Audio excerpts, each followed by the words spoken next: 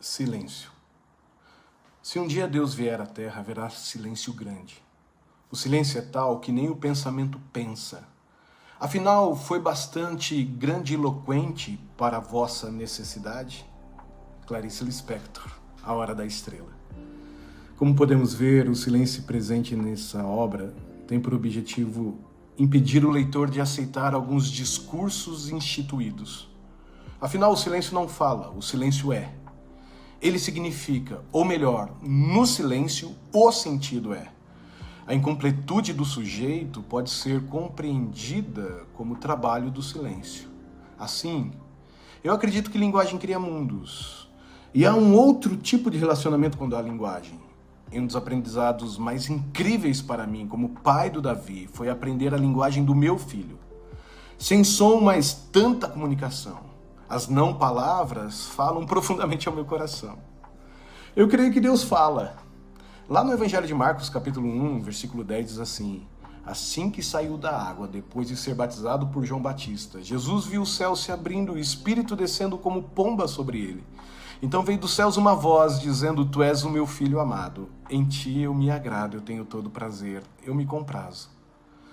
Deus se comunica, mas com quem que ele fala? Com o religioso, com o sacerdote, com aquele que ora mais, com aquele que canta mais, que frequenta mais o templo? Tudo começa com Deus falando. Deus fala e tudo passa a ser criado. Deus fala com Adão, Deus vai falar com Eva, com Caim.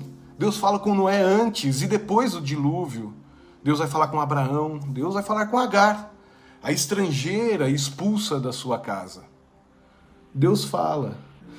Deus fala com gente importante, fala com gente simples, com um cara que comete homicídio, com um cara que rouba, com gente que se arrepende, com gente que não se arrepende, com gente que o busca, com gente que está desapercebida da presença de Deus na vida.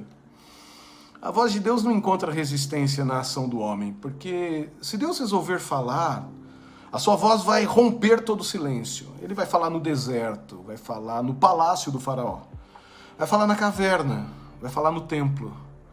Ele fala com pessoas que estão lendo o seu livro, com pessoas que estão dormindo. Ele fala usando palavras, fala usando silêncio. A comunicação de Deus não é limitada. Deus não se priva de comunicar. E essa é a parte mais fascinante da linguagem divina. Ela não é limitada. No texto que lemos, Deus fala. O batismo de Jesus é uma cena extraordinária. O céu se rasga, o Espírito desce como pomba e a voz de Deus ecoa: tu és o meu filho amado, em ti eu me agrado. Essas palavras revelam não apenas a identidade de Jesus, mas também a essência do relacionamento entre Deus e os seus filhos. Amor e acolhimento. A voz de Deus não gera culpa, a voz de Deus não gera peso. A voz de Deus é uma voz de amor, é uma voz de acolhimento.